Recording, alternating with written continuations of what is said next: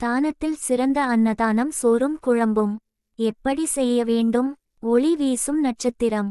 தெரிந்து கொள்ளலாம் சுற்றல் வாங்க. அன்னதானம் மாபெரும் தானம்.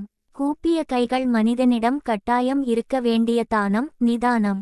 பதறாத காரியம் சிதறாது என்பார்கள். அதேபோல் நிதானத்தோடு இருந்தால் மட்டுமே நிம்மதி கிடைக்கும். பாத்திரம் நிறைய உணவு தானத்தில் நிதானம் முக்கியம்தான். ஆனால் அதைவிட முக்கியமானது பிறரின் பசியை போக்கும் அன்னதானம். மனிதன் போதும் என்று சொல்லக்கூடிய ஒரே தானம் அன்னதானம் தான். அன்னதானத்தின் சிறப்பு. முள்கரண்டியும் கத்தியும் ஒருவரிடத்தில் பொன் பொருள் ஆடை ஆபரணங்கள் பணம் கொடுத்தால் இன்னும் கொஞ்சம் தரலாமே என மனம் எதிர்பார்க்குமே தவிர போதும் என்று சொல்வதில்லை.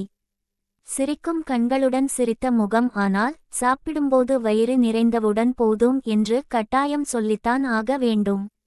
ஒருவருக்கு வயிறார உணவை அளித்தால் மனம் நிம்மதி பெறும். இதை பெரும்பாலானோர் அனுபவத்தில் உணர்ந்து இருப்பார்கள். மகிழ்ச்சியில் 2 கைகளை உயர்த்துபவர் போதும் என்ற சொல்லே அன்னதானம் செய்பவர்களுக்கு போதுமான செல்வத்தை கொடுக்குமாம். எனவேதான் எல்லா தானங்களிலும் அன்னதானமே சிறந்தது என்று சொல்லி வைத்திருக்கிறார்கள். தட்டுடன் முள்கரண்டியும் கத்தியும் எப்படி அன்னதானம் செய்ய வேண்டும்? குடும்பம் ஆண் பெண் சிறுமி மற்றும் சிறுவன் அன்னதானம் செய்பவர்கள் தாங்கள் சாப்பிடாமல் இருந்து மற்றவர்களுக்கு தங்களது குடும்பத்தினருடன் பரிமாற வேண்டும். இறைஞ்சும் கைகள் தங்கள் கரங்களால் பரிமாறுவதே சிறப்பு. ஜொலிக்கும் இதயம் பெரிய அளவிற்கு அன்னதானம் செய்ய முடியாதவர்கள் கூட சிறிய அளவில் தங்களால் முடிந்ததை செய்யலாம். கருப்பு நிற டிக் சின்னம் அன்னதானத்தை தங்கள் மேற்பார்வையில் முறையாக செய்ய வேண்டும். ஸ்பைரல் கேலண்டர் எப்போதெல்லாம் அன்னதானம் கொடுக்கலாம்? நாள்காட்டி வாரம் ஒருவருக்கு அல்லது மாதம் ஒருவருக்கு உணவு வழங்கலாம். பிறந்தநாள் கேக் பிறந்த நாள். திருமண தேவாலயம் திருமண நாள். குழந்தைகளின் பிறந்த நாள். மெழுகுவர்த்தி முன்னோர்களின் நினைவு நாள் ஆகிய நாட்களிலும். கூப்பிய கைகள் இறைவனுக்கு உகந்த நாட்களிலும் அன்னதானம் செய்யலாம்.